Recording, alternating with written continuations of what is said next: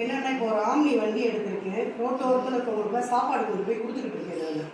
நான் என்னென்னா இங்கே ஜிஹெச்சில் அட்மிஷன் ஆகிறவங்க எப்படியும் வந்து கஷ்டத்தில் தான் இருக்கும். நம்ம தான் ஜிஹெச்க்கு வருவோம், நம்மள மாதிரி ஆளு தான். அதனால் என்னென்னா இங்கேருந்து நீங்கள் வீட்டுக்கு வந்து இந்த உலகத்துக்கே முதல் வந்த குழந்தைய வந்து சந்தோஷமாக வீட்டுக்கு தூக்கி போவீங்கல்ல. ஸோ உங்களை வீட்டில் கொண்டு போய் ஃப்ரீயாக நானே கொண்டு போய் என் வண்டியில் கொண்டு போய் விட்டுறேன். அதுக்கு என் நம்பர் வேணும்னா ஜெகதா மேடத்தை வந்து கான்டாக்ட் பண்ணிக்கோங்க. அவ்வளோதான்